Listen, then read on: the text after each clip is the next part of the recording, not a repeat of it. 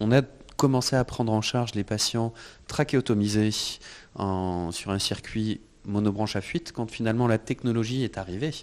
Et on nous l'a présenté, on a essayé justement de tenter l'expérience pour des raisons plutôt pratiques.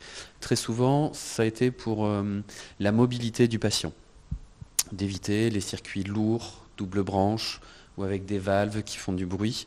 Donc simplement déjà pour le confort du patient, avec l'idée vraiment de faire aussi attention à la manière de ventiler le patient, parce que finalement on savait très bien le faire en ventilation non invasive, mais sur de l'invasif on avait peu d'expérience dessus.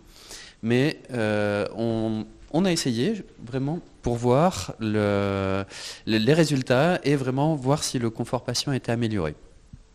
Et finalement, les expériences ont été assez positives. Donc, dans les patients, nous, que l'on suit, j'ai deux exemples qui me viennent à l'esprit.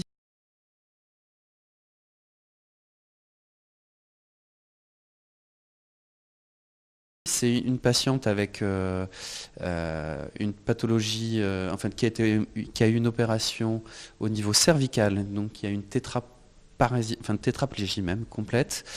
Donc dépendante totalement de la ventilation. Et finalement, chez elle, elle était ventilée sur du vieux matériel. Et il a fallu changer finalement pour passer sur du matériel plus récent. Et on a pris le parti, là aussi, de la passer finalement avec un circuit simple à fuite, suite aux expériences assez positives qu'on avait eues aux soins intensifs sur ce type de ventilation.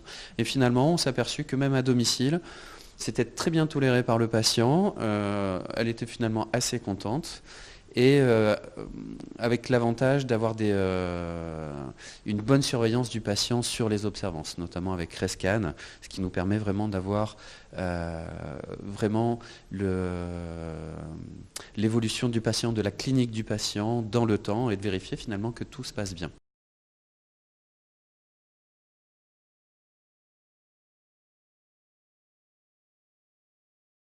Le deuxième patient, ça a été du support de vie sur un plus court terme, parce que finalement le patient a récupéré. C'était vraiment une médiasténite nécrosante avec une atteinte du nerf phrénique, et un patient qui a été totalement dépendant au niveau de la ventilation.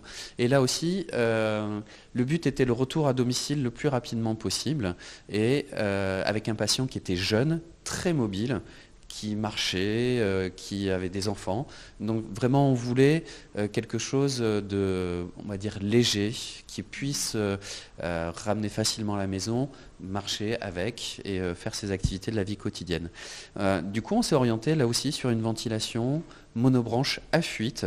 Et finalement, le patient a été sevré dans le temps, plusieurs semaines après, on a pu le déventiler et se passer de la trachéotomie. Mais sur les premières semaines et premiers mois, en fait, il est resté à la maison complètement en fait, dépendant de sa ventilation, mais sur du monobranche à fuite. Et là aussi, en surveillant régulièrement l'observance de la ventilation du patient.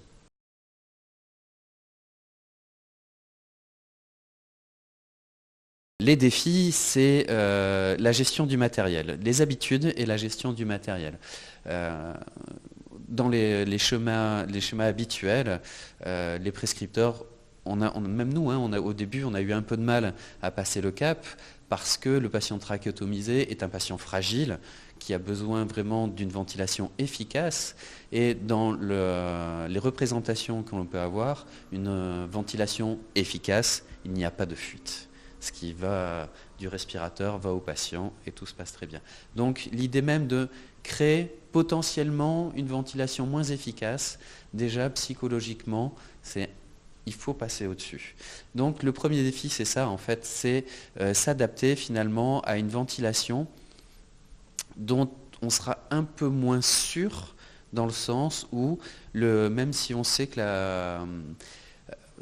la ventilation est bien, les volumes seront des volumes estimés. Donc, quand on sait que le patient est précaire, il faut faire confiance à la machine. En fait, le plus dur est de faire confiance à la machine. Donc ça, il faut faire confiance. Et après, c'est ce que j'ai dit, c'est le regard clinique et l'observance du patient. Certains défis techniques. Après, matériellement, c'est pas très compliqué, c'est même, moi je dirais, plutôt simple, notamment en termes d'humidification. Nous croyons beaucoup à l'humidification réchauffée, humidifiée, donc actif, et très souvent on a des problèmes de condensation sur les branches expiratoires, du coup des obstructions de circuit. Le fait de passer en simple branche à fuite, on élimine ce problème-là. Donc un problème de moins pour le patient, moins de gêne, moins de tuyaux à vider. Au niveau hygiène, c'est un petit peu mieux. Mais techniquement, c'est finalement, on a un peu gardé les habitudes de la ventilation non invasive. Nous, pareil, on fait beaucoup de non invasifs en monobranche à fuite. Donc c'était déjà quand même un peu dans nos habitudes ventilatoires.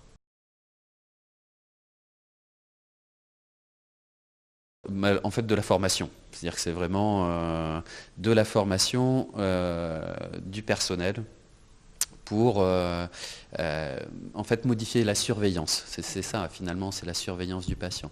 Notamment en soins intensifs ou en réanimation. On a pris beaucoup de temps pour former les infirmières en fait, du matériel différent et à une surveillance finalement différente. Les alarmes ne sont pas tout à fait les mêmes, on va faire un peu plus attention à certaines choses. Donc c'est vraiment la formation du personnel. Donc on passe beaucoup de temps dessus. En plus la trachéotomie est souvent un problème, alors je veux dire en France en général, où le personnel paramédical et médical est pas forcément très bien formés à cette technique-là. Et là, on leur rajoute une modification par rapport à des choses qui sont établies depuis plusieurs dizaines d'années. Donc la formation est très importante. Je trouve que c'est le nerf de la guerre.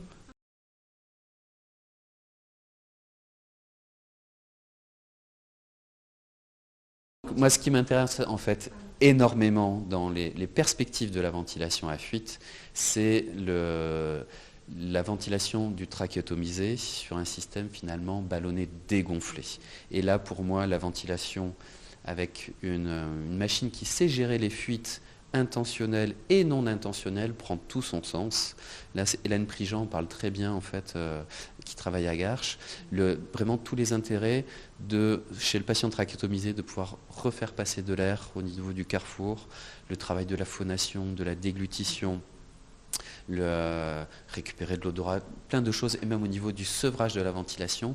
Et réellement, moi, le principal apport de cette technologie se reporte là-dessus. Pouvoir ventiler complètement différemment le patient trachéotomisé. Et là, on a un support technique qui vraiment apporte du confort de ventilation dessus.